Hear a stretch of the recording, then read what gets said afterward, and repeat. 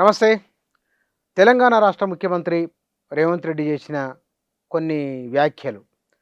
అందులో హైడ్రా, హిట్లరు చాలా ప్రధానమైంది. విద్యారంగానికి సంబంధించి మాట్లాడిన కొన్ని మాటలు. అట్లనే ధాన్యం కొనుగోలు విషయంలో ఆయన కేంద్ర ప్రభుత్వాన్ని క్వెషన్ చేస్తూ ఉన్నారు. బీఆర్ఎస్ విషయంలో ఇక ఆ పార్టీ గద్దెలు కూల్చేయాలి.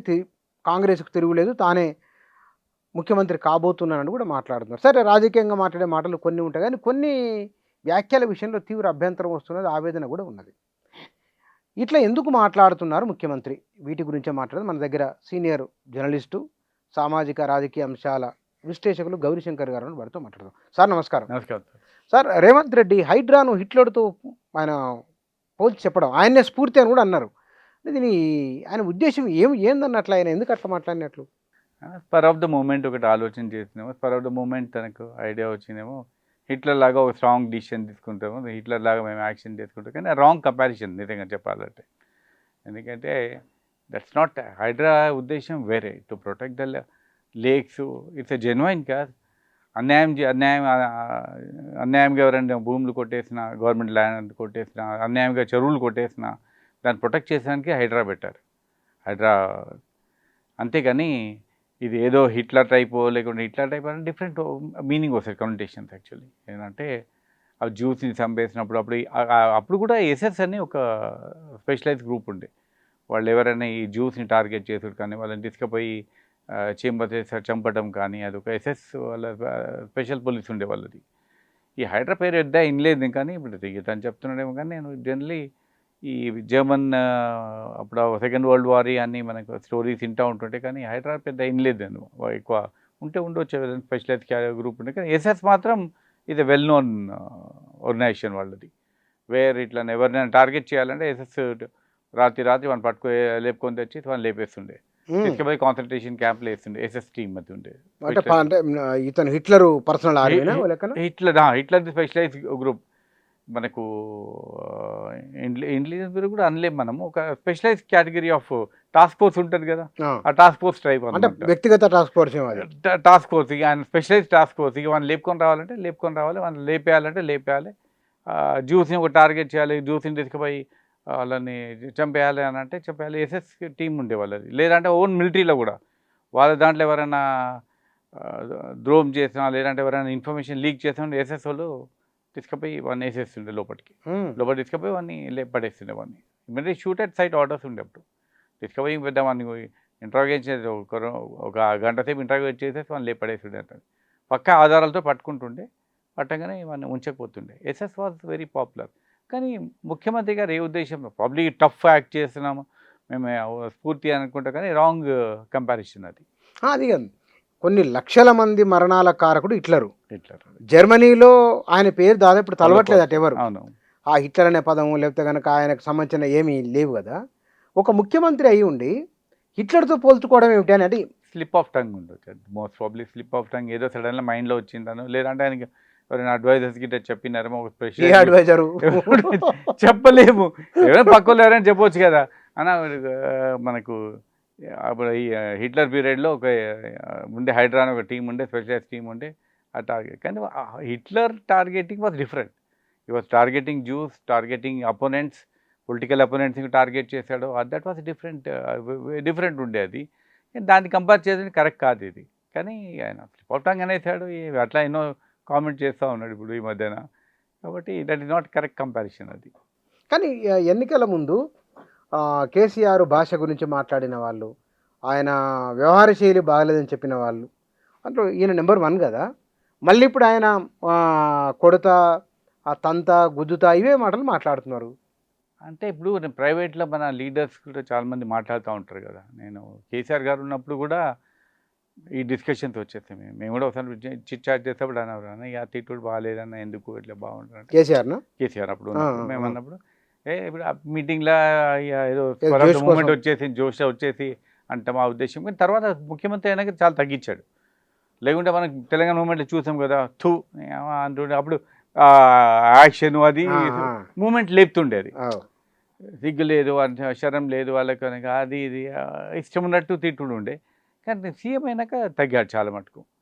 కానీ ఏంటంటే ఇప్పుడు కొంతమంది పాలిటీషియన్స్ కూడా అదే ఈయన యంగ్ బ్లడ్ హాట్ బ్లడర్ ఈయన రేవంత్ రెడ్డి గారు కూడా తనకు వాళ్ళ ఫీలింగ్ ఏంటి అని అంటే ఇట్లా తిడితేనే జనాలు నిజంగా వాళ్ళు బాగా ఉత్సాహం వస్తుంది, మనకు సపోర్ట్ ఇస్తారని ఒక ఫీలింగ్ ఉంది. కానీ ఒక పీరియడ్ అయినాక పీపుల్ జనాలకు నచ్చదు అది. ఇప్పుడు మనం ఫ్యామిలీతో కూర్చొని టీవీ ముంగట చూస్తుంటే వాళ్ళు వచ్చా లఫంగా వాడిని బట్టలు ఇప్పి కొడతా వాడిని తొండ మిడతా అవన్నీ వింటే మంచిగా అనిపించదు. ఎందుకంటే ఇప్పుడు లాట్ ఆఫ్ ఎడ్యుకేటెడ్ పీపుల్ అదే ఐటీ ఎంప్లాయీస్ ఉన్నారు, చాలామంది ఎడ్యుకేటెడ్ ఫ్యామిలీస్లో కూడా ఉన్నారు. ఇండ్లలో కూర్చొని టీవీలలో చూస్తే తొండలు ఇట్సబడని ఇది అది ముఖ్యమంత్రి మాట్లాడారు. ముఖ్యమంత్రి లెవెన్లో ఇప్పుడు ఊర్లలో మనం ప్రైవేట్లో కూర్చొని నేను కూడా ఊర్లలో తిరిగేది పుట్టి పెరిగి వచ్చిన కేసులే అంటే మెజార్టీ ఆఫ్ అందరం ఊర్లలో ప్రైవేట్లో కూర్చొని ప్రైవేట్లో మాట్లాడతాం. కానీ పబ్లిక్ స్పీచ్లో ఇచ్చినప్పుడు ఈ నీ లాగల తొండలు ఇడుస్తా, నీకు దీంట్లో ఇడుస్తా, లేదంటే బట్టలు ఇప్పికొల్తా, నేను తంతా పడతా అంటే కొంచెం మంచిగా అనిపించదు. ఎందుకంటే మోస్ట్ ఆఫ్ ఎడ్యుకేటెడ్ ఫ్యామిలీస్ కూర్చుంటారు, అందరు కూర్చొని ఇప్పుడు ఫ్లో ఉంటుంది. మనం చెన్నారెడ్డి గారు చూస్తాం, మనం లాంగ్వేజ్ ఉండే మాట్లాడేది, ఆయన ఎప్పుడు తిట్టకపోతుండే. ఇట్లా మనకు కోట్ల విజయభాస్కర్ రెడ్డి ఉండే తిట్టకపోతుండే, మంచిగా విందామా. అవును, ఎన్ రామారావు గారు ఎప్పుడు చాలా రేర్గా ఎన్ రామారావు గారు తెలుగులో మాట్లాడుతుండే, ఆవేశంతో మాట్లాడుతుండే, కానీ బూతులు రాకపోతుండే, సాంస్క్రిటైజ్ వర్డ్స్ ఉంటుండే. అసలు స్టార్టింగ్లో అయితే ఎన్ రామారావు మాట్లాడితే మనకు అర్థం కూడా కాకపోతే మన రిపోర్టర్లకి ప్రెస్ కాన్ఫరెన్స్ అయినా బయటకు వచ్చేసి మళ్ళీ ఏం మాట్లాడినంటే ఒకరు క్రాస్ చెక్ చేసుకుంటుండే. ఎందుకంటే అప్పుడు లాంగ్వేజ్ క్షీర సంక్షేమ పథకము, వారుణ వాహిని, ఈ దానికి ఎక్స్ప్లెనేషన్ చేస్తుండే, మనకి అప్పటికి బంపర్ పోతుండే. కానీ ఇప్పుడు సింపుల్ లాంగ్వేజ్లో మాట్లాడి మనకు చెన్నారెడ్డి గారు బాగా మాట్లాడు, ఉర్దూ కానీ తెలుగు కానీ మంచి లాంగ్వేజ్ కమాండ్ ఉంటుంది. కానీ ఎవరికైనా కానీ ఏ ముఖ్యమంత్రి గారు అయినా కూడా లాంగ్వేజ్ కమాండ్ ఉండాలి. ఎందుకంటే people know lot of educated people are there. బాగా మన ఇంట్లో కూర్చుంటే ఫ్యామిలీస్ ఏదైనా కానీ ఒక మెసేజ్ పంపించాలన్నా కూడా ఇప్పుడు ముందు విజిల్స్ కొడుతుండొచ్చు కొంతమంది, అరే అన్న బాగా తిట్టిండ్రు రాబోయే వాళ్ళని లేపేసింది దుమ్ము లేపినాను. కానీ మంచిగా ఇప్పుడు నిజంగా వాట్సాప్ ఫేస్బుక్లో కానీ ఇవన్నీ చూస్తుండే ఒక్కొక్క లీడర్ తిట్టుడు చూస్తుంటే మాత్రం మరీ భయంకరం అనిపిస్తుంది. కానీ సార్ ఇక్కడ రేవంత్ రెడ్డి విషయమే తీసుకుంటే కనుక చెరువులను ఎవరు ముట్టుకునే సాహసం చేయలేదు, భయపడ్డారు. అవును, కానీ ధైర్యం చేసిన ఆ విషయాన్ని మనం అంగీకరించాలి. 100%. చెరువుల పునరుద్ధరణ గొప్ప ప్రయత్నం, అది మామూలు ప్రయత్నం కాదు. కానీ ఈయన 1-2 చేసే పనులు చాలా మంచివి, అవి ఎవరు చేయలేనివి. కానీ ఈ మాటలు ఆ పనులను ఓవర్కమ్ చేస్తున్నాయని ఒక. కానీ నేను ఒకటి చెప్తాను, నేను 1978 నుంచి చూశాను కాంగ్రెస్ పార్టీలో. నిజంగా ఇంతమంది senior leaders top leader last అంటే రాజశేఖర రెడ్డి గారు. ఆ తర్వాత కాంగ్రెస్లో ఇంతమంది లీడర్స్ ఉన్నా కూడా రేవంత్ రెడ్డి లాగా మాటలు కానీ ఆయన స్పీచెస్ కానీ అట్రాక్ట్ అని ఆయనకు ముకాబలా ఎవరు లేకుండే. మనకు నిజంగా కాంగ్రెస్ పార్టీని లైఫ్ వేసిండు, కాంగ్రెస్ పార్టీని పవర్లో తెచ్చినంటే credit should go to Revanth Reddy. దానికి నో ఒపీనియన్. ఆయన స్పీచెస్ అట్రాక్ట్ అయినారు. ఇంకోటి కేసీఆర్ని ఢీతోటి ధైర్యంతో టుకాన్ కేసీఆర్ని, ఆ ధైర్యం కూడా మెచ్చుకొని చాలామంది కూడా ఆయన కోటారు, అరే ఈయన మంచి ధీటుగా ఉన్నాడు అట్లా ఉన్నాడు. కానీ ఒకసారి ముఖ్యమంత్రి అయినాక కొంచెం తగ్గించేయాలి ఈ తిట్టుడు గిట్టా. It does not run for long term, మంచిగా అనిపించదు కూడా. పబ్లిక్లో ఫ్యామిలీస్ ఎంబడి కూర్చున్నప్పుడు ఇక తిట్టుడు, ఎవరైనా ఏ లీడర్ పొలిటికల్ నాట్ జస్ట్ మన ఈయన కానీ ఒకసారి బండి సంజయ్ కూడా మనకు తింటూ ఉంటుండే ఇందాం మనం. కానీ అది అవాయిడ్ చేసుకోవాలి చాలా మటుకు. ఆ విషయంలో మనం పబ్లిక్ విజిల్ కోల్తుండొచ్చు, అరే బాగా తిట్టిండ్రు రాబోయే అని అంటే వాళ్ళు ఈవెన్ టీఆర్ఎస్ లీడర్స్ కూడా చాలామంది కూడా రఫ్గా మాట్లాడుతున్నారు. అసలు ఐ థింక్ అందరు పొలిటికల్ పార్టీస్ లీడర్స్ కూడా అవాయిడ్ చేసుకోవాలి. వాట్ ఈస్ ద మెసేజ్, మనం యూత్కి ఏం మెసేజ్ చేస్తున్నాము, వాళ్ళు కూడా ఇంట్లో అదే అలవాటు అవుతారు. ఇక మనకి తిట్టుడు అని అంటే తెలంగాణ భాషలో ఇంకా చాలా తిట్లు అయితే చాలా కామన్ ఉంటాయి అనుకో మన దగ్గర తిట్టు కూడా. కానీ అది కూడా జనాలు ఇంట్లో నేర్చుకొని అదే ఇది కామన్ అయిపోయినట్టు ఉండొద్దు. అది కొంచెం భాష కొంచెం కంట్రోల్ చేసుకోవాలి. కానీ ఈయన విద్యారంగం గురించి కూడా ఒక మాట నిన్న మాట్లాడుతూ చెప్పిన మాట, స్కూళ్ళను తగ్గిస్తామని చెప్పడం, తర్వాత విద్యాపైన ఒక కమిషన్ ఏర్పాటు చేసిన తర్వాత అసలు ఆయన ప్రయత్నాలు ఎటువైపు విద్యారంగాన్ని ఎటు తీసుకుపోతున్నాయి ఏమని? ఇప్పుడు ఒక్కొక్క ముఖ్యమంత్రి గారు వచ్చినాక ఒక్కొక్క ఐడియా వస్తుంది. మన ఆకూరి మురళి గారు ఒక కాంప్రహెన్సివ్ పేపర్ సబ్మిట్ చేశారు, కొన్ని ఇంటిగ్రేటెడ్ స్కూల్స్ చేయాలని, లేదా అంటే 10+2 ఇంతకుముందు మనకు ఉంటుండే, మనకు ఇంటర్ ప్లస్ ఇవన్నీ అన్నీ ఒకటే ఇన్స్టిట్యూషన్స్లో ఉండాలి, డిగ్రీ వేరే ఉండాలి. ఒక్కొక్క గవర్నమెంట్లో వచ్చినాక ఒక్కొక్క ఎడ్యుకేషన్ అయితే ఒక్కొక్క రికమెండేషన్ చేసిపోతున్నారు. మనకు మన పీరియడ్లో 10th 11th క్లాస్ ఉంటుండే, మళ్ళీ SSLC ఉంటుండే, HSC ఉంటుండే, అది అయిపోయింది. ఆ తర్వాత అది 10th క్లాస్ చేసి మళ్ళీ ఇంటర్మీడియట్ చేసి మళ్ళీ 3 year డిగ్రీ చేసిండ్రు. కొంతమంది ఏంటంటే లేదు డిగ్రీ వరకు ఒకటే ఇన్స్టిట్యూషన్లో ఉండాలని ఒక ఐడియా ఉంది. రకరకాల వస్తున్నాయి. Depending on the public demand కానీ, లేకుంటే ఎడ్యుకేషన్ యాటిట్యూడ్ తోటి. ఏదైనా కానీ ఇప్పుడు మనకు మొత్తం కాంప్లికేట్ చేసి పెట్టి ఇప్పుడు ఆల్రెడీ ఇప్పుడు 10+2 ఒక సిస్టమ్ వచ్చింది. +3 ఇయర్స్. ఇప్పుడు కొంతమంది ఆర్గ్యుమెంట్ ఏంటంటే అది అంత అవసరం లేదు, మనకి తగ్గించేయాలి, అది 10+3 ఇయర్ 5 ఇయర్స్ అవసరం లేదు, మనకి ఇంటర్మీడియట్ ప్లస్ డిగ్రీ 4 ఇయర్స్ చేస్తే బాగుంటుందని కొంతమంది. ఏదైనా కానీ జనాలకి అల్టిమేట్లీ యూత్కి అడ్వాంటేజ్ అయ్యేటట్టు చూసుకోవాలి. అంతేకాని ఇప్పుడు స్కూల్స్ ఇంటిగ్రేట్ చేసుకొని పోతారా లేదా? ఇప్పుడు ఏంటంటే ఇప్పుడు ప్రపోజల్, ఇప్పుడు మురళి గారి ప్రపోజల్ ఏముంది, ఇంటర్మీడియట్ వరకు ఒకటే ఇన్స్టిట్యూషన్లో ఉండాలి, అంటే 10+2 ఒకటే దగ్గర ఉండాలి. డిగ్రీకి తను ఆప్షన్ చేసుకోవచ్చు, ఎక్కడైనా బీటెక్ వెళ్ళిపోవచ్చు, లేదంటే ఇక్కడ బీకామ్ డిగ్రీ పోవచ్చు అని ఒకటి ఉంది. Which ever is best, majority of మనకి యూత్కి ఏది బాగుంటుందో కొంచెం ఆలోచన చేసి, ఎక్స్పర్ట్స్ ఉన్నారు, వాళ్ళు షుడ్ టేక్ ఏ డెసిషన్. అంతేకాని ఈ కన్ఫ్యూషన్ చేయవలసిన పని లేదంతా. కానీ ఫీజుల విషయంలో కూడా నియంత్రణ లేదు అనేది ఒకటి. మొన్న కోర్టు తీర్పు తర్వాత ఫీజు రియంబర్స్మెంట్ విద్యార్థికి వసూలు చేసుకుని కోర్టు చెప్పింది. అసలే అంతంత ఉన్న జీవితాలు, అంటే వీళ్ళకు ఒక ముందు చూపు ఈ విషయంలో ఒక విజన్ ఉన్నట్లు అనిపిస్తున్నదా? విషన్స్ ఉన్నాయి, డిమాండ్స్ ఉన్నాయి, కానీ మనకి మితిమీరిన మన ఇంజనీరింగ్ కాలేజెస్ వచ్చేసాయి.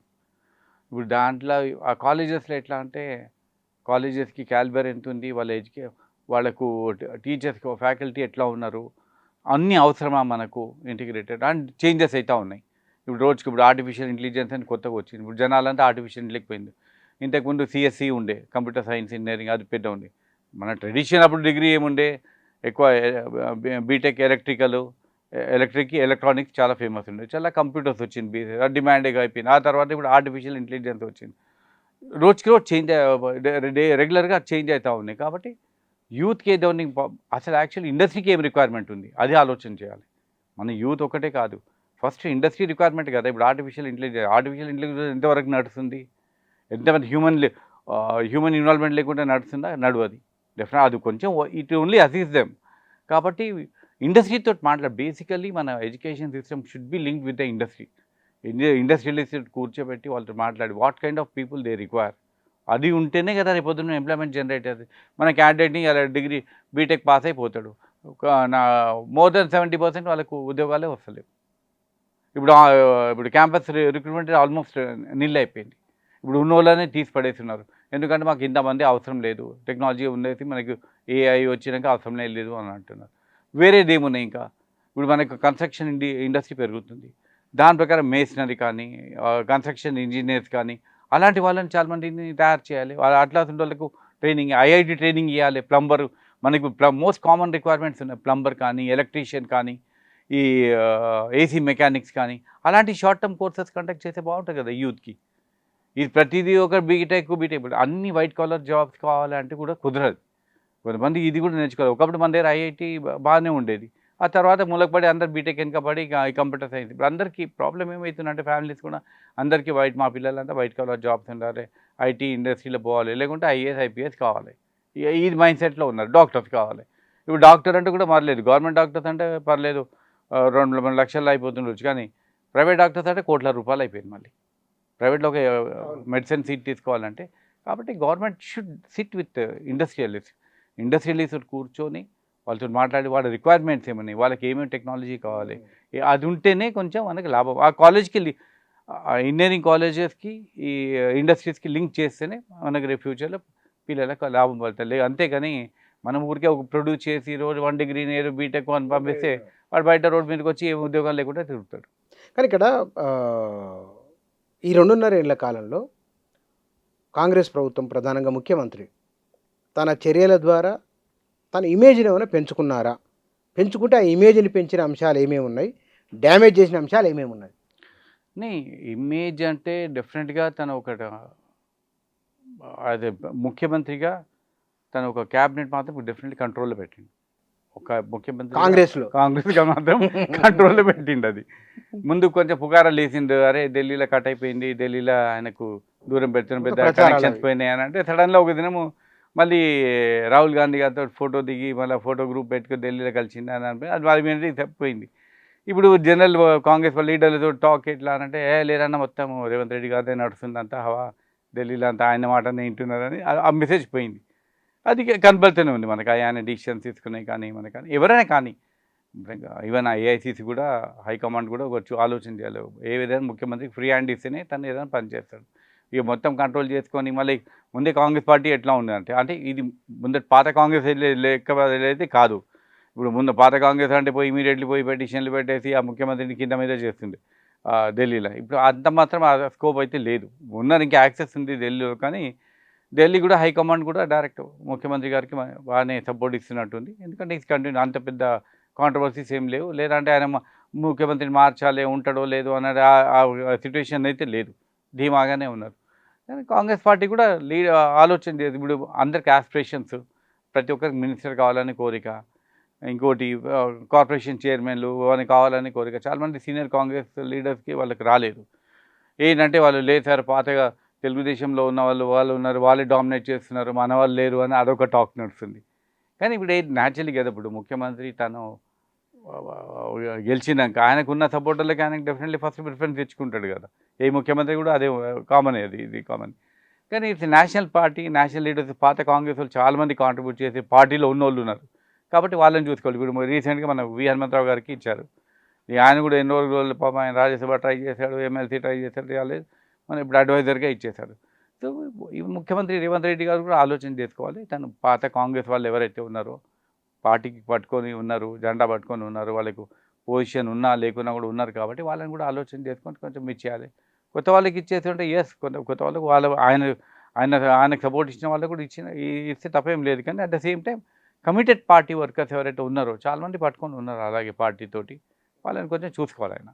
కానీ కేబినెట్ పైన ఒక ముద్ర వేయడము, అంటే తన గ్రిప్లో ఉంచుకోవడం అంతవరకు బాగానే ఉన్నది. కానీ నిర్మాణాత్మకంగా ఇగో ఈ పని ఈ 2.5 ఏళ్ల కాలంలో ఇది భవిష్యత్తు అని చూయించేవి ఒక 2-3 చెప్పండి. ఇప్పుడు మనకు తను ఇప్పుడు మూసీది ఇప్పుడు ఆయన వచ్చిన 2 ఇయర్స్ లోపల ఇమీడియట్లీ ఏ ముఖ్యమంత్రి అయినా కానీ, కాంగ్రెస్ రూల్డ్ గవర్నమెంట్లో కానీ వేరే ముఖ్యమంత్రి ఎప్పుడైతే వాళ్ళు ఈ ఫ్రీ ప్రామిసెస్ చేశారో, ఈవెన్ తమిళనాడులో కూడా ఇప్పుడు 6 గ్యారంటీలు ఇచ్చిండ్రు. ఆ 6 గ్యారంటీలు ఇంప్లిమెంట్ చేసానికి కింద మీద అవుతున్నారు. పైసలు వేయడం బడ్జెట్ మిగులుతుంది. ఇంకోటి తులం బంగారం ఇస్తా అని చెప్పిన వాళ్ళు, తులం బంగారం 1,50,000 అవుతుంది. అందుకే హనుమంతరావు అన్నాడు కదా, హనుమంతరావు కానీ మన పొన్నం ప్రభాకర్ గారు అన్నారు కదా, అప్పుడైతే మేము అనేటప్పుడు మేము అనౌన్స్ చేసినప్పుడు 60,000 70,000 ఉంటాయి, ఇప్పుడు 1,50,000 ఏడు నుంచి తెచ్చేస్తాం. 6 ఉన్న పైసలన్నీ ప్రాక్టికల్ కూడా అది కాదు కదా. ఇప్పుడు 7 నుంచి మర్చిపోండి అమ్మా, అది కావాలంటే ఫ్రీ బస్ అయితే ఇస్తున్నాం కదా అమ్మా మీరు. అవును, కానీ నిజంగా ఫ్రీ బస్ కూడా చాలా ఎఫెక్ట్ అవుతుంది. ఇప్పుడు మీరు చూడండి, లక్డీకాపూల్ టు గచ్చిబౌలి రావాలంటే 50 రూపాయలు అవుతుంది బస్ కిరాయి.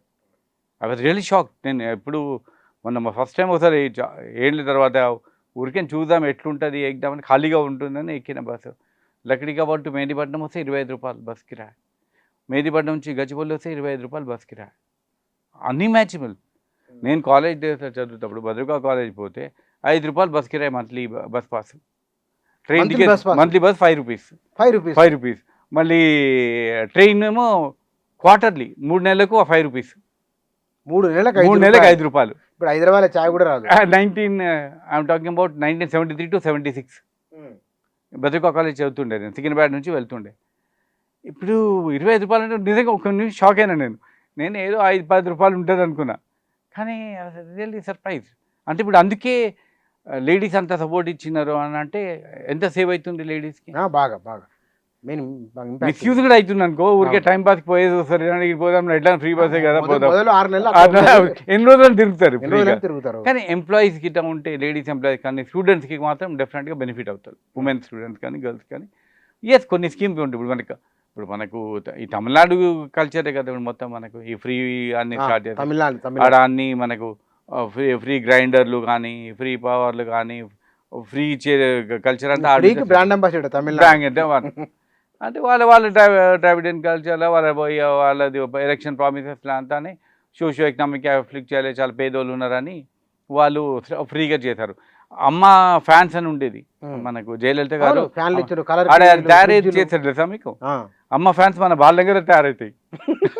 మన హైదరాబాద్ బాలనగర్లో తయారవుతుండే అది. నేను దాని మీద ఒక రిపోర్ట్ కూడా రాసాను డెక్కన్ క్రానికల్లో ఉన్నప్పుడు. అమ్మ ఫ్యాన్స్ తయారు చేస్తుండే, గ్రైండర్లు హెల్ప్ చేస్తారు. 2 గ్రైండర్ మోస్ట్ యూస్ఫుల్ కదా వాళ్ళ దగ్గర. ఇంకోటి కూడా ఒకటి రీసెంట్గా మనకు ఇది ఇచ్చినారు, ఏది ప్రెషర్ కుక్కర్లు.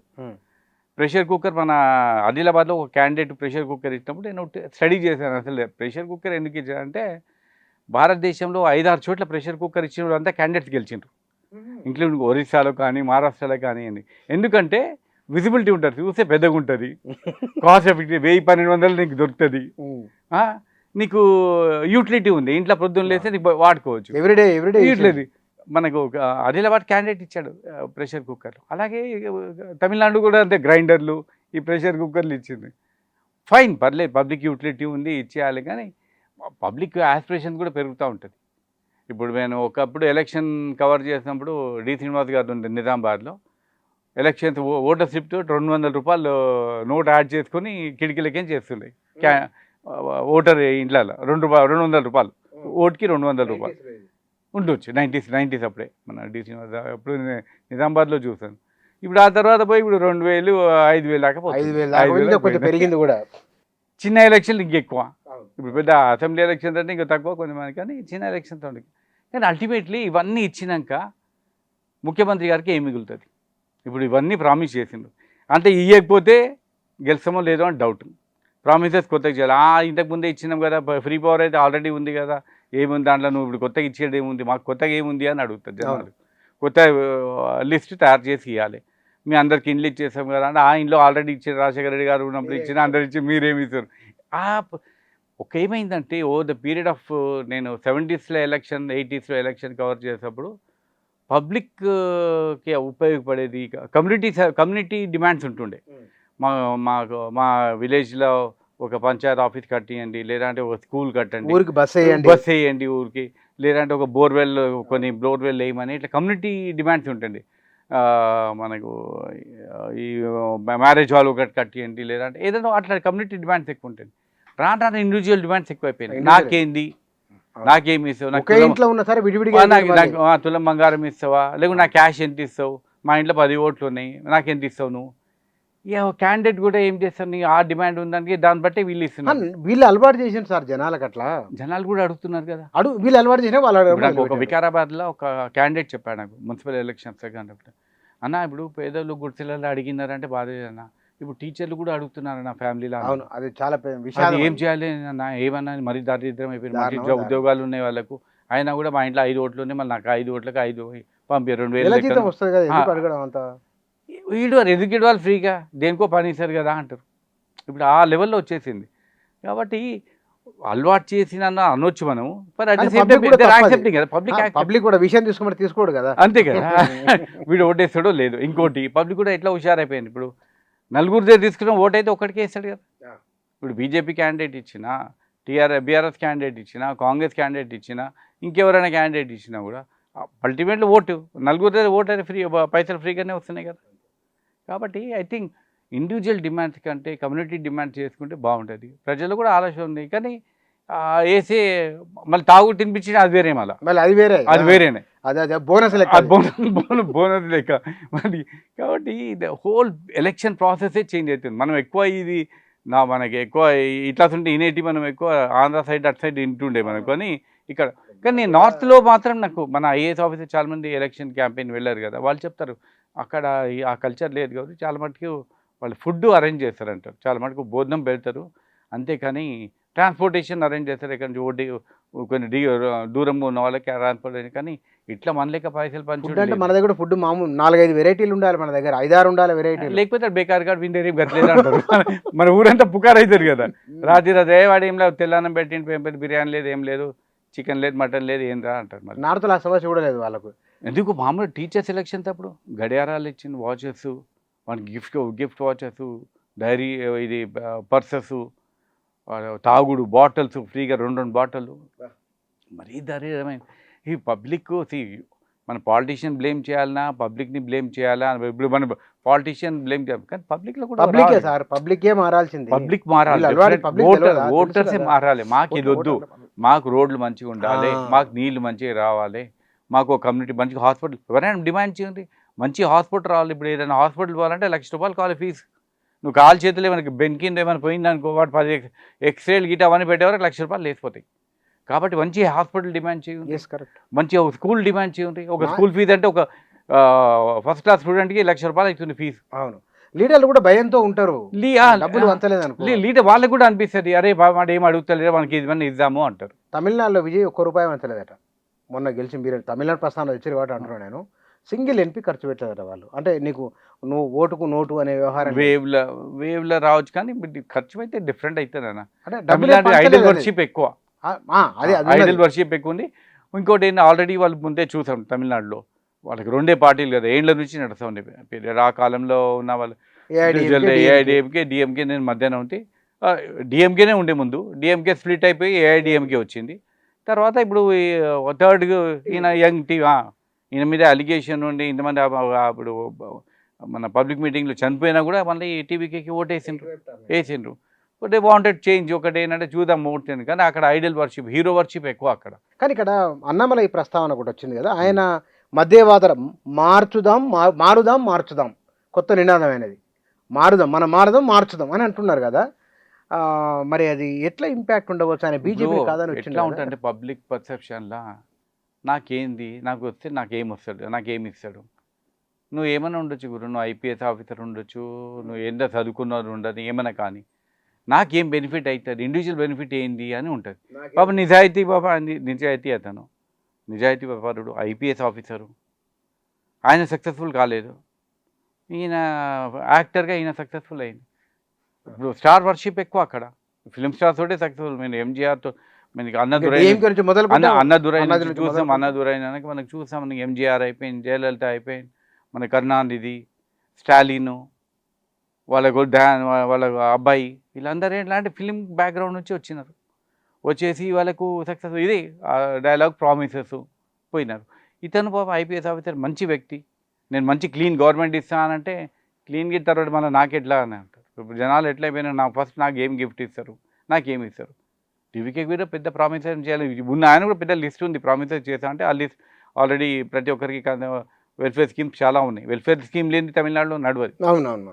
ఇప్పుడు సేమ్ థింగ్ అదే కంటిన్యూ అవుతూ ఉంది. ఇప్పుడు నువ్వు వెల్ఫేర్ స్కీమ్లో అన్ని పైసలు ఇంప్లిమెంట్ చేసాక నీకు యాక్చువల్గా రేపొద్దున రీకన్స్ట్రక్షన్ వర్క్ కానీ డెవలప్మెంట్ వర్క్ చేసుకోవాలంటే ఏముంటాయి డబ్బులు. Same thing is happening in మన తెలంగాణలో కూడా. ఇప్పుడు ఏదైనా పోయి ఏదైనా పార్క్స్ డెవలప్ చేయాలంటే డబ్బులు లేవు.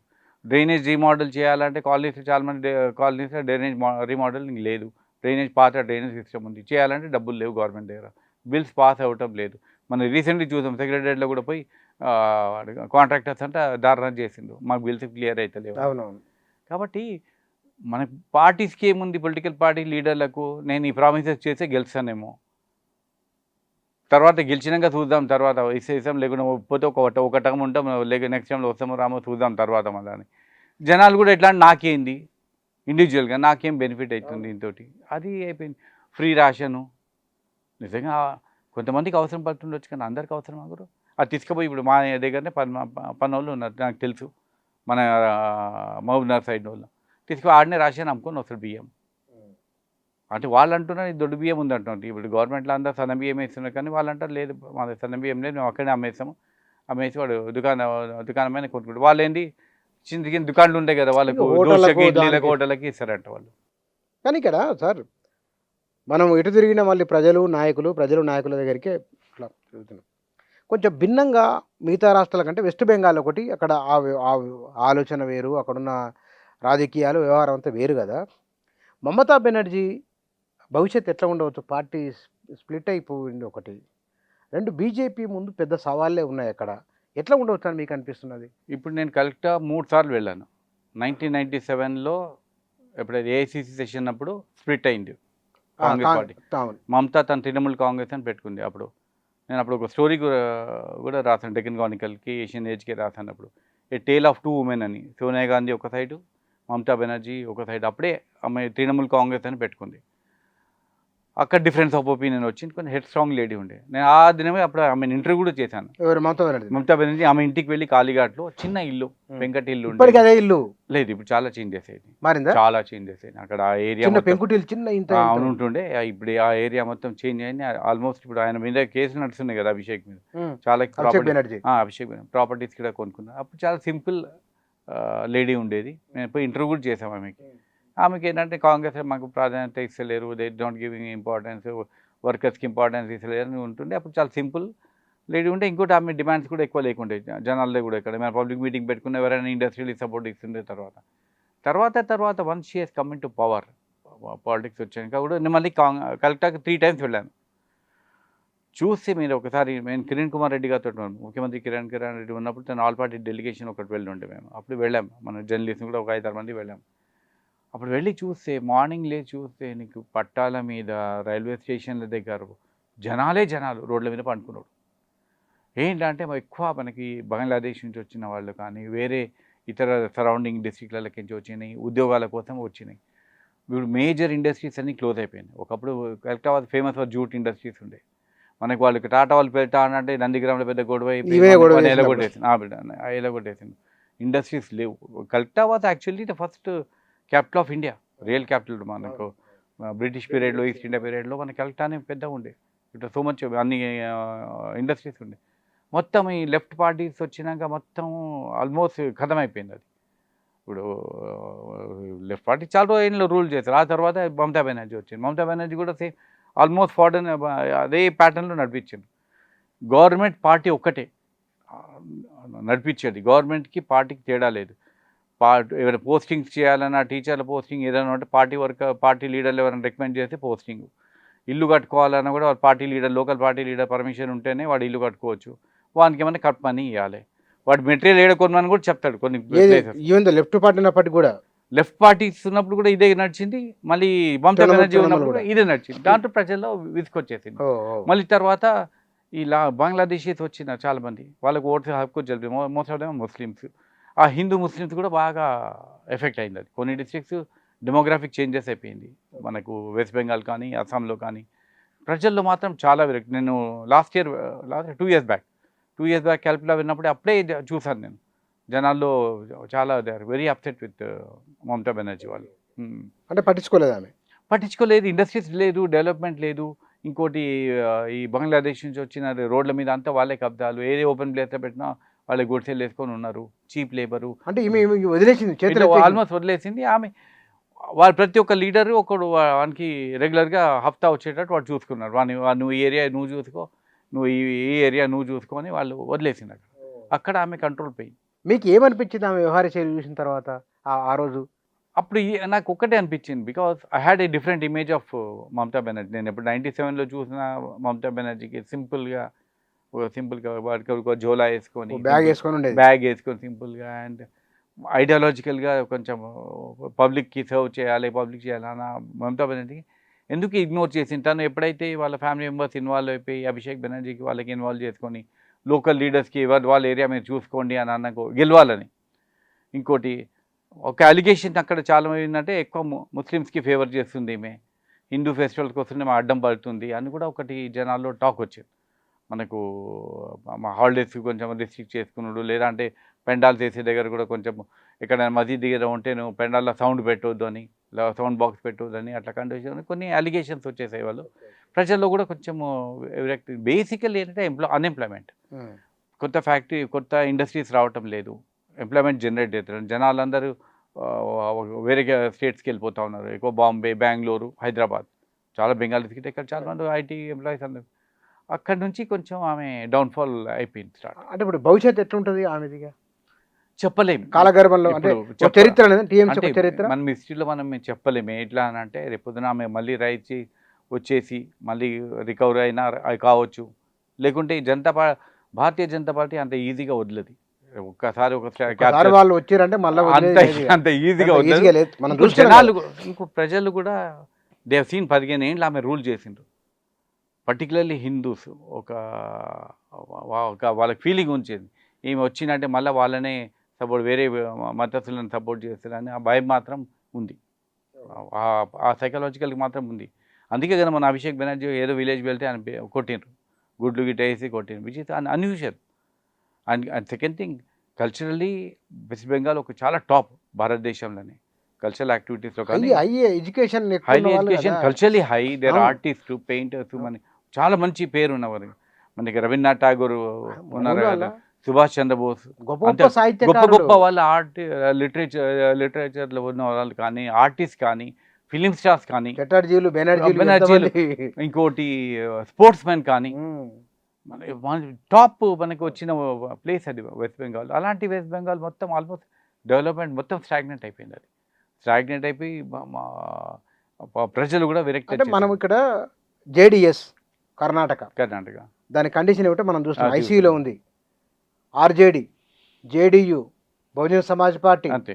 శిరోమణి అకాలీదళ్ పైనుంచి కింద దాకా చూసుకుంటూ వస్తే కనుక ఒక్కసారి బీజేపీ అక్కడికి వెళ్ళిపోయిందంటే ఒక మర్రి చెట్టు లేకపోతే కనుక చింత చెట్టు అక్కడికి అంతే దాని కింద ఎవరు అంతే. ఏ వృక్షం లేదు, ఉండే అవకాశం లేదు. వెస్ట్ బెంగాల్లో బీజేపీ అక్కడికి వెళ్ళిపోయింది కాబట్టి మమతా బెనర్జీ ఏమిటి ఇది మన సినారియో చూస్తున్నాం కదా. అంటే ఒక్కటి ఇప్పుడు రేపు పొద్దున వీళ్ళ గవర్నమెంట్ ఎట్లుంటుందో తెలియదు మనకు. వీళ్ళ విధానం ఎట్లుంటుందో చెప్పలేం. రేపు పొద్దున వీళ్ళ విధానం నిజంగానే మంచి చేసింది అనుకోండి. ఇప్పుడు ఆల్రెడీ బుల్డోజర్స్ పెట్టేసి మొత్తం అంతా క్లీన్ చేస్తూ ఉన్నారు, ఇండస్ట్రియలైజ్ చేస్తూ ఉన్నాము. నీకు నెక్స్ట్ 3-4 years తెలిసిపోతుంది. నెక్స్ట్ 2-3 years వీళ్ళు కూడా పార్టీ వీళ్ళు ఎట్లా ఉన్నారు, ఎట్లా ఉండే బిహేవియర్, వీళ్ళు కూడా చందాలు వసూలు చేస్తారా, వీళ్ళు కూడా కట్ మనీ వసూలు చేస్తారా, వీళ్ళు కమిషన్లు డిమాండ్ చేస్తారా, వీళ్ళు లోకల్ లీడర్స్కి ఎట్లా ఎంప్లాయ్మెంట్, వాళ్ళు కూడా కావాలి కదా. వాళ్ళు ప్రాబ్లం ఉంటుంది కదా. మమతా బెనర్జీ నాకు నెలకు ₹1,00,000 2 లక్షలు వస్తున్నాయి, వీడు ఒక్క పైసా లేదు, నేను ఎట్లా బతకాలి, బతుకుతారు, వీడు ఉంటాడా పోతాడా తెలియదు కదా. సో అల్టిమేట్లీ ఒక 1-2 yearsలో నీకు తెలిసిపోతుంది వాళ్ళకి ఎట్లా ఉంటుంది. ఇఫ్ ఇండస్ట్రీస్ వచ్చినాయి, ఎంప్లాయ్మెంట్ ఆపర్చునిటీస్ అని పబ్లిక్ హ్యాపీ అంటే they will continue for another year. లేదు అంటే మళ్ళీ ఇమీడియట్లీ జనాలు. యూపీ ఒక ఉదాహరణ ఉంది కదా వాళ్ళకు. మళ్ళీ అంటే అది యోగి ఆదిత్యనాథ్ వల్లనే యూపీలో మళ్ళీ గెలుస్తున్నారు కనుక బీజేపీ పాలసీ ఆకర్షించి గెలుస్తుంది అక్కడ బీజేపీ. ఇండివిజువల్ మ్యాటర్స్ అమ్మ. మీకు పార్టీ ఉన్నా కూడా వ్యక్తి కూడా ఉండాలి. పార్టీ ప్లస్ వ్యక్తి. ఇప్పుడు యూపీ అంటే కూడా నేను చాలాసార్లు వెళ్ళాను యూపీ. నేను 90sలో వెళ్ళాను. మన IFWJ కాన్ఫరెన్స్ అక్కడనే అవుతుండే ఎక్కువ. మన లక్నో వెళ్ళాను. మన శ్రీనివాస్ రెడ్డి గారు ఎమ్మడి చాలామంది IFWJ ఉన్నప్పుడు నేను వెళ్ళాను. అంతకుముందు కూడా చాలాసార్లు యూపీ ట్రావెల్ చేశాను. మీరు సినిమాలు చూడండి, హిందీ సినిమాలు చాలా మటుకు పర్టికులర్లీ ఈ యూపీ బేస్డ్ ఫిలిమ్స్ ఉంటాయి. ఈ డాన్లది, యూపీ డాన్లది వాళ్ళ పిక్చర్లే ఉంటాయి. షూళ్ళు అని పిక్చర్ కానీ, బీహార్ యూపీ ఈ రెండు ఉంటాయి. కిడ్నాపింగ్లు కానీ, కిడ్నాపింగ్ ఫర్ మనీ, మర్డర్స్ కానీ, ఈ యూజ్ ఆఫ్ గన్స్ కానీ, పిస్టల్స్ కానీ, ఇదంతా మాఫియా, అంతా మాఫియా రాజా. అంటే అప్పుడు యూపీలో ఏంటంటే ఈ రైల్వే వ్యాగన్ ఫ్యాక్టరీ, కోల్ది, ఇవన్నీ డంప్స్ కిట్ట ఉంటుండే అక్కడ. ఆ ఫ్యాక్టరీస్ ఏంటంటే డబ్బులు వస్తాయి వాళ్ళకు, సోర్స్ ఆఫ్ ఇన్కమ్ ఉండేది. ఆ తర్వాత తర్వాత ఈ ల్యాండ్ కబ్జాలు కూడా ఒకటి మాఫియా ఉండేది. ఇట్లా ఒక ఎస్టాబ్లిష్ చేసుకుని ఒక్కొక్క ఏరియాలో ఒక్కొక్క ప్రాంతంలో ఒక్కొక్క మాఫియా డాన్ ఉంటుండే.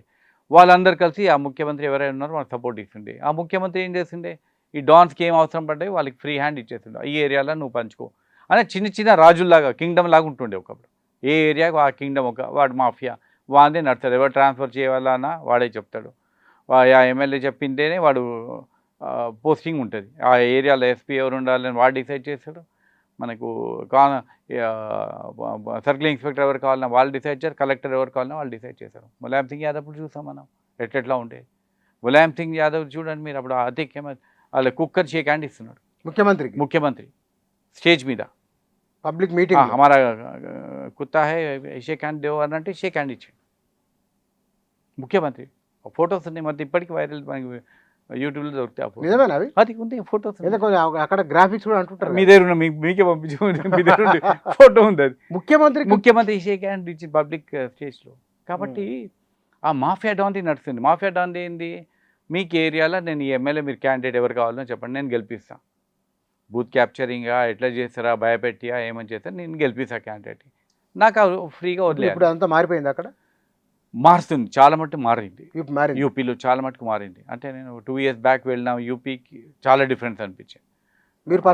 నేను పర్సనల్గా చూసినా కూడా వారణాసి అక్కడ వెళ్ళినప్పుడు అందరు జనరల్ టాక్ ఏంటంటే, ఇప్పుడైతే టెక్నాలజీ వచ్చింది, మనం కూర్చొని యూట్యూబ్లో కూర్చొని తెలిసి మనకు జనాల రియాక్షన్ తెలిసిపోతుంది అక్కడ. కానీ నాకు ఒకటి నేను చదివినట్లు గుర్తున్నది, ఒకటి బ్రాహ్మిన్స్ నడ్డాని వచ్చి అప్పట్లో కలిసిరట పొలిటికల్ లీడర్లు.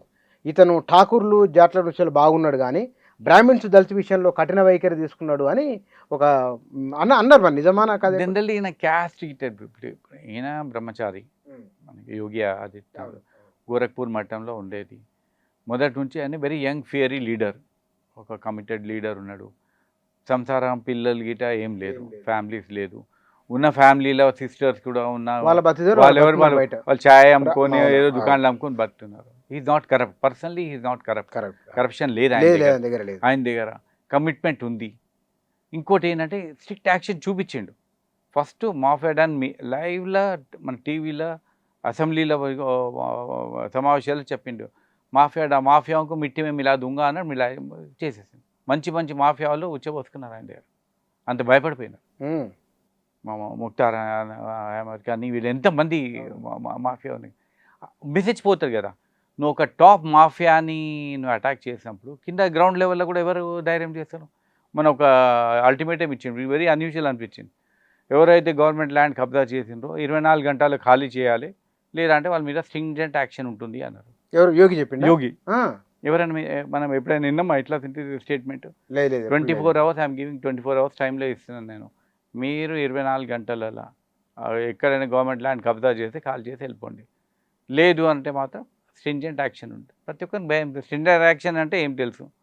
ఇప్పుడు యూపీలో టాక్ ఏముంటుంది, వాడు యోగి ట్రీట్మెంట్ ఏంటో తెలుసు. కార్ అయినా బోల్తా పడుతుంది, వాడు యాక్సిడెంట్ అయి చచ్చిపోతాడు, లేదు అంటే వానికి ఎన్కౌంటర్లో చనిపోతాడు. ఈ రెండు మాత్రం గ్యారంటీ. హాఫ్ ఎన్కౌంటర్ కూడా ఉంది అక్కడ కల్చర్. హాఫ్ ఎన్కౌంటర్ అంటే మోకాళ్ళ మీద కొలుతారు, ఇక వాడి జీవితాంతం లేవకుండా ఉంటాడు. ఇక 2 బుల్లెట్లు దిగినాయి అనుకో మోకాళ్ళ మీద, ఇక అది హాఫ్ ఎన్కౌంటర్. అంటే ప్రభుత్వ భూమిని కబ్జా చేసి ఈ ట్రీట్మెంట్ ఉంటుంది. కలిపి ప్రభుత్వ భూమి ఒక్కటే కాదు, ప్రభుత్వ భూమి కానీ, ప్రైవేట్ కిడ్నాపింగ్ కానీ, రేప్ కానీ, ఇంకేదైనా దాదాగిరి చేసి లంగ లెక్కలు చేసిన వాళ్ళు ఎవరైనా కానీ ఇర్రెస్పెక్టివ్ క్యాస్ట్, క్రీడ్, కలర్ ఎవరు చేసినా కూడా you will face this kind of problem అని ఉంది. అమ్మాయిలను ఎవరైనా ఏడిపించినా, అమ్మాయిలను కిడ్నాప్ చేసినా, లేకుంటే నువ్వు ర్యాన్సమ్ డిమాండ్ చేసినా, అప్పుడు కిడ్నాపింగ్ ఎక్కువ ఉంది. యూపీ ఏరియా, యూపీ బీహార్ అలా ఎవరైనా డాక్టర్ల పిల్లలు కానీ, ఎవరైనా డబ్బులు ఉన్న వాళ్ళ పిల్లల్ని ఎత్తుకపోయి నాకు 5 లక్షలు ఇస్తావా, 10 లక్షలు ఇస్తావా, లేకుంటే పిల్లల్ని చంపేస్తావు. నీకు సినిమాలు వచ్చినాయి చాలా. కానీ సార్, ఒక బీజేపీ ఎమ్మెల్యే ఒక అతను ఒక అమ్మాయిని రేప్ చేసినట్లు అప్పట్లో వార్త. అవును, అది యూపీనేనా? యూపీ. అవును, అది యోగి లేదు, యోగి కంటే ముందే ఉండే అతను కేసు. అతను కేసు నడిచా ఉంది, తన మీద యాక్షన్ కూడా తీసుకున్న. తనకి మళ్ళీ వాడి బెయిల్కి వచ్చినా కూడా పెద్ద గొడవ అయింది. యూపీలో చాలా నడుస్తాయి ఇది. ఎట్లా అంటే యూపీలో ఆ లోకల్ లీడర్ అంటే వాడు లోకల్ ఆ ఏరియాకి వాడు కింగ్ అని ఫీలింగ్ ఉంటుంది. అట్లా వదిలేసిన ముఖ్యమంత్రి ఆ గతంలో. ఇప్పుడు మన దగ్గర బాగా సంస్థానాలు ఉంటుండే కదా మన దగ్గర.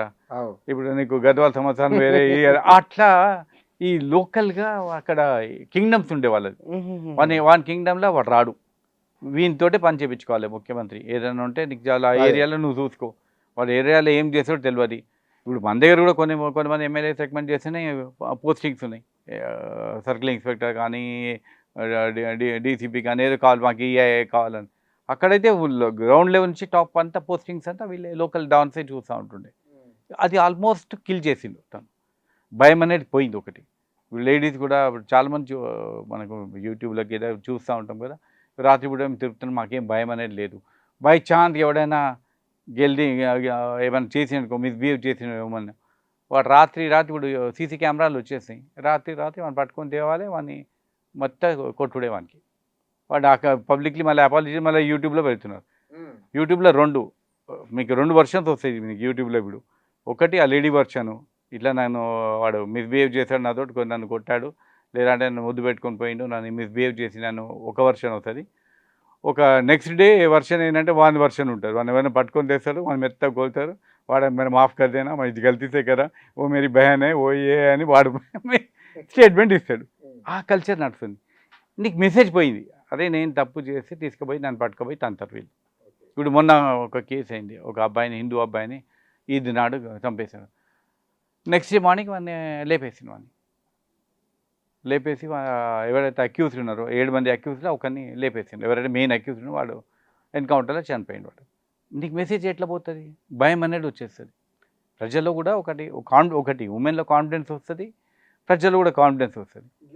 This is but legal is it కరెక్టా చెప్పలేదు. ఇప్పుడు ఎన్కౌంటర్ అంటున్నాడు, వాడు గన్ తోటి కొట్టింది కాబట్టి మేము చేసాము అంటారు. అవును, ఇప్పుడు దగ్గర 80-90 ఎన్కౌంటర్స్ ఇంక ఎక్కువనే కావచ్చు. వాళ్ళు లెక్క హ్యూజ్, చాలా ఎన్కౌంటర్స్ అని టాప్ డాన్స్ అన్నీ పోయినాయి. కానీ జనరల్లీ ఒక సెక్షన్ ఆఫ్ పబ్లిక్లో మాత్రం they are very happy with it. పబ్లిక్లో చాలా హ్యాపీ ఉంది. ఏమన్నా కానీ యోగి ఉన్నాడంటే సురక్షితం ఉన్నాం రా మనం, ఏం కాదు. ఎవడైనా మీ భావన వచ్చింది ఏమనంటే, ఎవరైనా మనకి ఏమైనా అన్నారనుకో, వీని పని అవుతుందని వీని మనకి జస్టిస్ పబ్లిక్లో అందరిలో వచ్చిందా? పబ్లిక్లో ఉంది అది ఓకే. జనరల్ సాధారణ జనాల్లో జనరల్ పబ్లిక్లో వచ్చింది. మనకి జస్టిస్ దొరుకుతుంది, రేపు పొద్దున మనకి పోయి కంప్లైంట్ ఇస్తే మనకి ఎవరైనా అన్యాయం చేసినట్టు మాత్రం డెఫినెట్గా మనకు ఆ జస్టిస్ దొరుకుతుంది అని ఆ ధీమా అయితే ఉంది. కానీ సాధారణంగా యూపీలో ఎక్కువ బీసీలు ఎస్సీల పైన ఎక్కువ అట్రాసిటీలు అవుతుంటాయి అక్కడ. ఎక్కువ మనకు ఏంటంటే లోవర్ ఇప్పుడు అక్కడ సింపుల్ థింగ్ అంది కదా, డబ్బులు ఉన్నోడు డబ్బులు లేనోడమ్మా అక్కడ యూపీలో. క్యాస్ట్ ఉన్నారు మనకు, లోవర్ క్యాస్ట్ ఎస్సీస్ ఎస్టీస్ ఉన్నారు అంత, కానీ బేసికల్గా యూపీ కల్చర్ ఏంటంటే మనకి హ్యావ్స్ అండ్ హ్యావ్ నాట్స్ అన్నట్టు. డబ్బులు ఉన్నోడు డబ్బులు లేనోడు. డబ్బులు ఉన్నోడు ఇప్పుడు ఏ కులం ఉన్నా కూడా కులం డిఫరెంట్గా ఇక్కడ క్యాస్టిజం చాలా యూపీ బీహార్లో కానీ అక్కడ నార్త్ ఏరియాలో చాలా ఉంటుంది. But at the same time డబ్బులు, సపోజ్ నువ్వు డబ్బులు ఉన్నాడు కొంచెం లోవర్ క్యాస్ట్ ఉన్నా కూడా డెఫినెట్గా ఆ రెస్పెక్ట్ డిఫరెంట్గా ఉంటుంది. ఎస్. అంటే ఎందుకు ఈ చర్చ అంతా ఎందుకంటే యూపీ ఒక యోగి ఒక ప్రయోగం అక్కడ ఉన్నది కాబట్టి వెస్ట్ బెంగాల్లో వాళ్ళకు అవకాశం వచ్చింది, కర్ణాటకలో వాళ్ళు ఫెయిల్ అయ్యారు. ఇప్పుడు యూపీ మోడల్లో చాలామంది they want to replicate all over India అంటారు, చాలామంది డిమాండ్ చేస్తారు. మీరు జనరల్గా యూట్యూబ్లో వెళ్ళి ఎక్కడైనా అడిగాను, యూట్యూబ్ మీద అడిగాను అరే ఎట్లా ఉంటుంది యోగిది ఎట్లా ఉంటుంది సార్, మన దగ్గర అట్లని చేయాలి, ఏమైనా ఉంటే ఎన్కౌంటర్ చేయాలి. లో legally it is not correct. నిజంగానంటే ఇప్పుడు సుప్రీంకోర్టు కూడా ఎన్నోసార్లు అంటే మరి పడరాకు కూడా చంపితే ట్రయల్ గిట్ అట్లా అంటారు. కానీ ఏంటంటే ఇప్పుడు ఆయన ఎట్లా క్రియేట్ చేసినట్టే పక్క ఇంకోటి ఏదైతే బిల్డింగ్స్ వాళ్ళు కూలగొట్టిండ్రో యూపీలో చాలా మటుకు ఇల్లీగల్ కన్స్ట్రక్షన్స్ ఉన్నాయి, ఇల్లీగల్గా గవర్నమెంట్ ల్యాండ్ మీద యాక్సెప్ట్ చేసిన కబ్జాలు ఉన్నాయి, లేదంటే ఇంకో భూమి కబ్జా చేసుకొని కట్టుకొని ఉన్నాయి. ఆ డాక్యుమెంట్ తీసుకొని ఎవిడెన్స్ పెట్టుకొని కూలగొట్టేస్తున్నారు. పబ్లిక్ కాన్ఫిడెన్స్ పెరుగుతుంది. ఇప్పుడు నేను ఒక లీడర్ దగ్గర పోతున్నా, ఆ లీడర్ నాకు జస్టిస్ ఇస్తాడని ధైర్యం ఉన్నప్పుడు ప్రతి ఒక్కరు ఆయనకే సపోర్ట్ ఇస్తారు. ఇంకోటి ఆయనకు పర్సనల్గా ఏం లేదు, ఏదో కొడుకులు బిడ్డలు ఏం లేదు, ఏదైనా కొడుకు ఏదో ఆస్తులు సంపాదించేది లేదు, అప్లికేషన్స్ ఏం లేవు, ఆయన పోయి తినే వ్యాపారాలు పెట్టుకోవాలని simple food simple living. Natural public కూడా అంటారు కదా, అసలు ఏమైనా ఉంటే కోపం తీరుతుండి వచ్చి ఆయనకు అరే అట్లా ఎన్కౌంటర్ చేస్తే ఎవరైతే విక్టిమ్స్ ఉన్నారో వాళ్ళ ఫ్యామిలీలు వెళ్ళినా అరే ఇట్లా చంపేస్తారా ఏమైనా కావాలంటే నువ్వు కోర్టు కచేరీ పోవాలని డిమాండ్ చేస్తారు.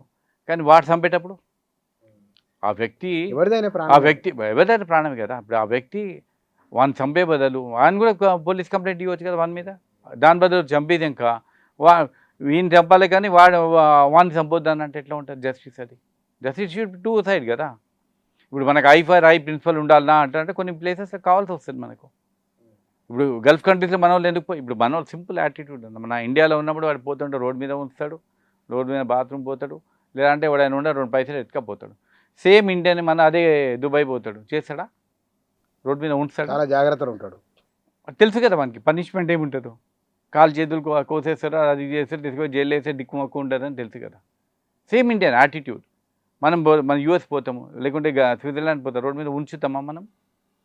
సింగపూర్ పోతాము, సింగపూర్ రోడ్ మీద ఉంచాలంటే మనకి $10,000 పెనాల్టీ, లేదంటే రోడ్డు క్లీన్ చేయాలి, హాఫ్ డే లేబరు. కాబట్టి పనిష్మెంట్ పట్టి మన వాళ్ళు బిహేవ్ చేస్తారు ఎవరైనా కానీ. ఈ మధ్యకాలంలో జరిగిన అన్ని పరిణామాలు కొంత యూపీ గురించి ఎక్కువ విషయాలు మాట్లాడినా మనం, ఎందుకంటే బీజేపీ ప్రయోగాలు చేసుకుంటూ వెళ్ళిపోతున్నది కాబట్టి బెంగాల్ ఎట్లా ఉంటుందంటే బీజేపీ కూడా పరీక్షనే న్యాచురలీ కదా. It will be test side కదా. ఇప్పుడు అన్నేళ్ళు లెఫ్ట్ పార్టీస్ నడిపించారు, లెఫ్ట్ పెరుగుతుంది, లెఫ్ట్ చెప్పలేదు అంతా ఏం లేదు. లెఫ్ట్ అయినాక మళ్ళీ మమతా బెనర్జీ వచ్చింది. మమతా బెనర్జీ ఆల్మోస్ట్ లెఫ్ట్ కల్చరే కంటిన్యూ చేసింది. ఏదంటే మొత్తం పార్టీ గవర్నమెంట్ ఒకటే, పోస్టింగ్స్లో కానీ ఏ దాంట్లో కానీ జనాల్లో కూడా ఎట్లా వచ్చేస్తుందంటే ఒకసారి లెట్ బీజేపీకి ఒక ఛాన్స్ ఇస్తాము.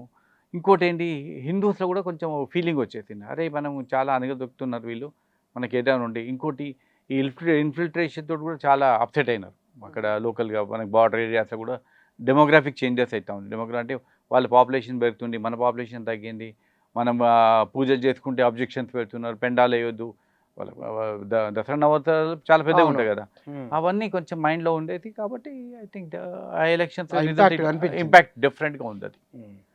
కాబట్టి చూడాలి ఇప్పుడు నెక్స్ట్ 5 years ఏం చేసాడో చెప్పలేము. మంచి నడిపించినట్టే ఇంకో టర్మ్ వస్తుంది, లేదా అంటే she'll come back. Thank you sir. Thank you very much. Thank you.